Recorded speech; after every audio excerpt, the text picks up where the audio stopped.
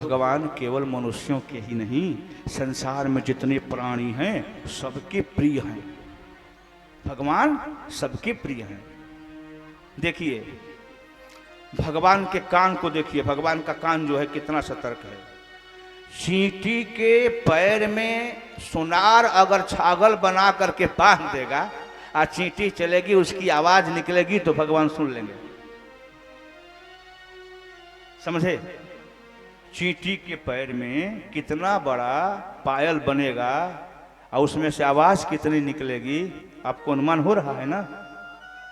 वो आवाज भी भगवान सुन लेते हैं। पशु पक्षी कीड़े मकोड़े जीव जंतु सबकी आवाज सुनते हैं। राजन, हम तो मनुष्य हैं, तुम तो भगवान के संबंधी हो, रिश्तेदार हो, हमारी तुम्हारी आर्त पुकार वो क्यों नहीं सुनेंगे? उन्होंने एक कथा सुनाई। अष्टम स्कंद में कुल 24 अध्याय हैं। इसमें गजेंद्र की कथा, समुद्र मंथन और बलि वामन का प्रसंग आता है। हम तीनों का संक्षेपण करके आपको सुनाएंगे। आशित गिरिवरो राजन स्त्रीकूट इति विश्रुतः। संसार में ख्याति प्राप्त एक त्रिकूट पर्वत था। उस पर एक हाथी था, गजराज। अपनी हथिनियों, अपने बच्चों और परिवार के साथ बड़े आराम से रहता था। वो इतना बलवान था कि उससे सिंह भी डरा करते थे। वन का राजा, इसलिए उस जंगल का वो राजा था। एक दिन घूमते घूमते घूमते घूमते अपनी पत्नियों के साथ एक सरोवर में आ गया। सरोवर में बड़े सुंदर सुंदर कमल खिले थे। कैसे कैसे खिले थे? बोले कुछ नीले नीले थे, कुछ लाल लाल थे और कुछ सफेद सफेद थे। नीला कमल भगवान के शरीर के रंग का बोधक है और सफेद कमल जो है भगवान के नेत्र का है। पुंडरीकाक्ष कहते हैं, पुंडरीक कहते हैं सफेद कमल को। अब भगवान का होठ जो है वो लाल लाल है, तो इसलिए भगवान का जो अधर है वो लाल लाल कमल के समान है। पत्नियों के साथ जब सरोवर में अथाह जल राशि को देखा, पानी पिया, अपनी पत्नियों के मुंह में पानी डाला, उसके मन में राग आ गया। क्यों नहीं थोड़ा सा जल केली कर लिया जाए, जल विहार कर लिया जाए। वो अवैल विहार करने के लिए प्रवेश किया, उससे थोड़ी सी गलती हो गई। कमलों को तोड़ने लगा और पानी को गंदा करने लगा। उसमें एक ग्राह था, मगरमच्छ। वो उससे पूछा, भाई तुम जिस जंगल में रहते हो उस जंगल में तो हम जाते नहीं, तुम्हारी कुछ हानि नहीं करते, अब तुम मेरे घर में आकर के मेरे ही सरोवर के जल को गंदा कर रहे हो। मेरा जो सजा हुआ घर है कमल के पुष्पों से, इसको तोड़ करके मेरे घर को उजाड़ रहे हो, ऐसा क्यों कर रहे हो? परंतु वो मानने को तैयार नहीं है। दोनों में युद्ध हो गया। वो पैर पकड़ लिया। कुछ दिनों तक उसकी पत्नियां, उसके बच्चे, उसके परिवार के लोग उसका साथ दिए। जब घर में कोई बुजुर्ग बीमार हो जाता है तो महीना 2 महीना 4 महीना लोग सेवा करते हैं। इसके बाद डॉक्टर कहता है कि देखिए अब आपको सेवा करनी पड़ेगी। तो हम लोगों जैसे को कुंडली दिखाते हैं कि इनकर आयु कितना बा। ये हम प्रेम कहता नहीं, संसार के लोग कितना प्रेम करता अपना परिवार से, होकर बात कहता नहीं।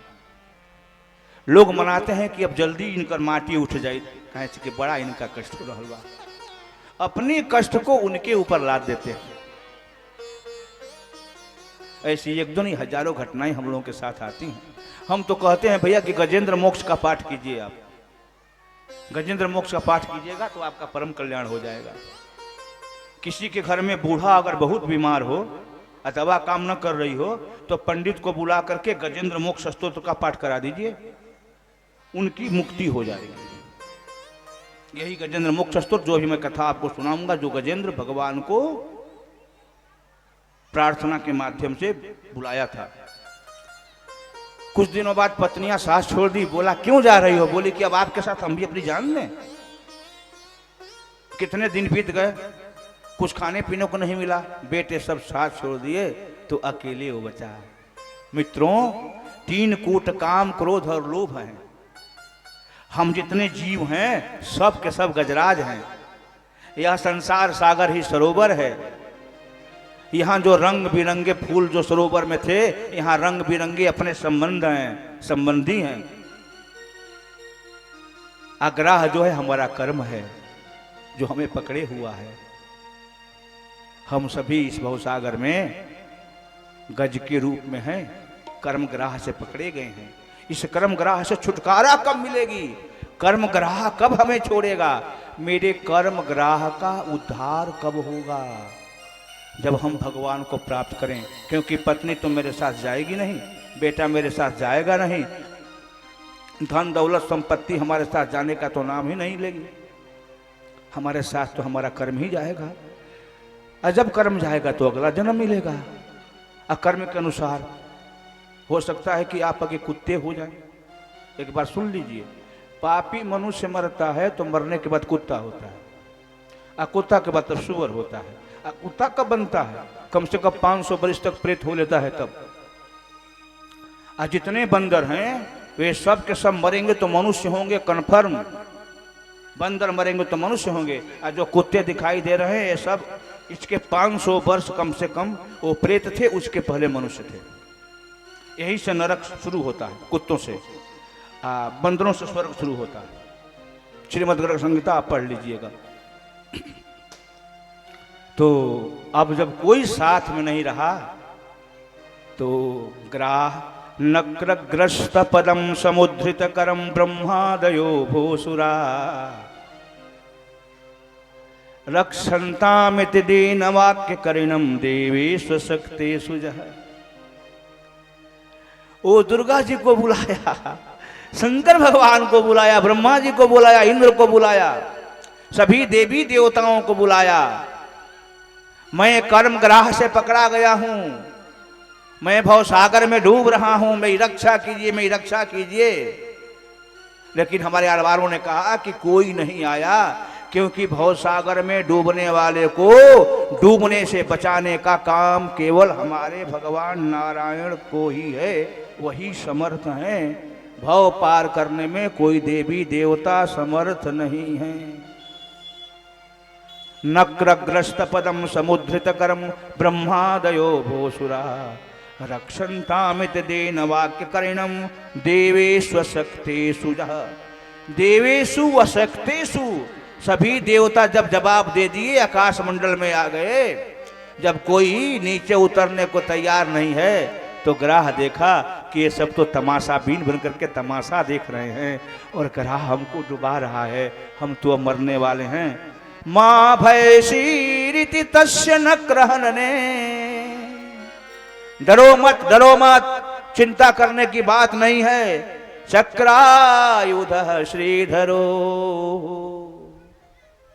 हाथ में सुदर्शन चक्र लेकर के भगवान दौड़ पड़े। मां भयशीरिति दीन वाक्य, ऐसा दीन वाक्य सुन करके उस कर्ण का, उस हाथी का, मां भयशी, मां भयशी, मत डरो, मत डरो। तस्य नक्रहनने चक्रायुध श्रीधरो, भगवान ने सबसे पहले ग्राह के ही गर्दन को काट दिया। मां भयशीरिति तस्य नक्रहनने चक्रायुध श्रीधरो ह्यार्तत्राण परायणो स भगवान् नारायणो मे गति। ह्यार्तत्राण परायणः स भगवान् नारायणो मे गति। भगवान आए, सुदर्शन चक्र से ग्राह को काट दिए, कर्म के बंधन को छुड़ा दिए,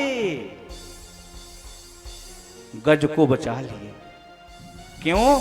कि एकमात्र भगवान नारायण ही ये काम करने में समर्थ है। सो ही राजन परीक्षित, यदि भवसागर से मुक्त होना है तो एकमात्र भगवान नारायण के चरण का आश्रय ही लेना चाहिए। बोले श्री हरि भगवान।